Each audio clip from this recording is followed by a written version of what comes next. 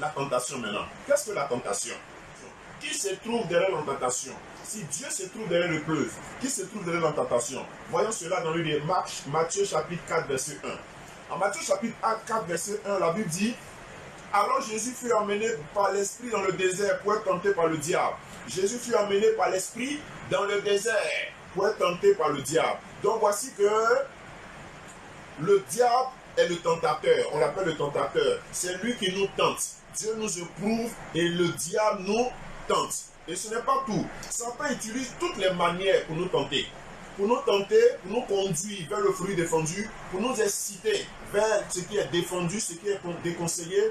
Il utilisera tous les moyens, toutes les astuces. Quand vous lisez le livre de Luc chapitre 4, verset 13, en Luc chapitre 4, verset 13, la Bible dit: après l'avoir tenté de toutes ces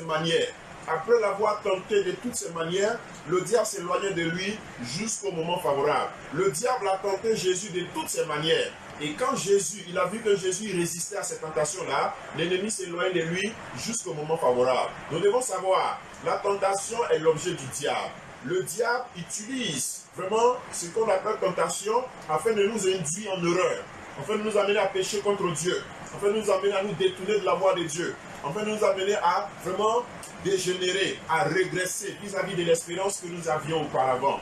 Et donc, l'ennemi, notre incontinence est beaucoup utilisée par lui afin de nous tenter. Lorsqu'il sait que tu es faible quelque part, tu es une incontinence dans un domaine précis, cette incontinence de ce domaine-là sera utilisée par le diable afin de pouvoir te créer des désagréments. Il vient te tenter dans ta faiblesse afin de pouvoir t'influencer, afin de pouvoir te faire régresser. Ce n'est pas tout. Lisons encore un autre passage. La Bible dit, dans le livre de Jacques chapitre 1, verset 13 à 15. En Jacques chapitre 1, verset 13 à 15, la Bible dit que personne, lorsqu'il est tenté de dire c'est Dieu qui me tente, car Dieu ne peut être tenté par le mal et il ne tente lui-même personne. Mais chacun est tenté quand il est attiré et amorcé par sa propre convoitise. La Bible dit chacun est tenté lorsqu'il est attiré et amorcé par sa propre convoitise. Puis la convoitise, lorsqu'elle a conçu, enfante le péché, et le péché étant consommé, produit la mort. La Bible dit que personne, lorsqu'il est tenté, ne dit que c'est Dieu qui me tente.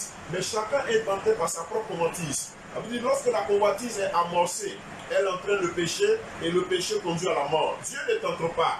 Dieu éprouve, mais l'ennemi tente. Et l'ennemi, pour nous tenter, il a forcément besoin d'une barre sur laquelle s'appuyer pour nous tenter. Personne ne peut être tenté dans un domaine dans lequel il est fort. L'ennemi utilisera toujours un domaine de faiblesse pour toi. Si tu es faible pour la boisson, la majorité des tentations que tu seras confronté va aller dans ce sens-là. Si tu es faible pour la jeune féminine ou la jeune masculine, la majorité des tentations que l'ennemi va te faire confronter sera dans cette jante-là, dans ce domaine précis. Si tu es faible vraiment pour la cigarette ou un faible pour un vice, attends-toi à ce que la tentation dans ce vice-là te sera vraiment confrontée par le diable. Et c'est ce que la Bible dit ici. Chacun est tenté par sa propre convoitise, par son propre désir. Et quand ce désir auquel tu es confronté, cette convoitise-là, auquel tu es confronté, est vraiment influencé par les yeux des ténèbres, tu es tenté. Mais la tentation auquel l'ennemi te confronte, c'est pourquoi, par rapport à l'épreuve, c'est pour te faire régresser, pour te faire perdre la main de Dieu, pour te faire perdre la grâce de Dieu. Ça n'a pas été le cas pour l'homme qu'on appelle Joseph. La Bible dit quoi? Lorsqu'il fut tenté par le diable, afin de pouvoir aller avec la femme de Potiphar, la Bible dit Joseph a fui la femme de Potiphar. C'est ce que la Bible dit dans le livre des Thessaloniciens. Fuis l'impudicité. Arrivé à un certain moment, lorsque tu es confronté à une situation, et cette situation-là, elle t'obsède et te pousse à pouvoir vraiment succomber à cela. Il est important que tu fuis la chose, tu résistes en fuyant la chose, et tu verras, la grâce de Dieu sera ton partage au nom de Jésus-Christ. Je vous propose encore de lire un passage, toujours concernant la tentation. La Bible dit dans le livre de 1 Corinthiens chapitre 10, verset 13. En 1 Corinthiens chapitre 10, verset 13, la Bible dit aucune tentation ne vous est survenue qui n'est humaine. Dieu dit aucune tentation ne vous est survenue qui n'est humaine. Et Dieu, qui est fidèle, ne permettra pas que vous soyez tentés au-delà de vos forces. Mais avec la tentation, il préparera aussi le moyen d'en sortir afin que vous puissiez la surmonter.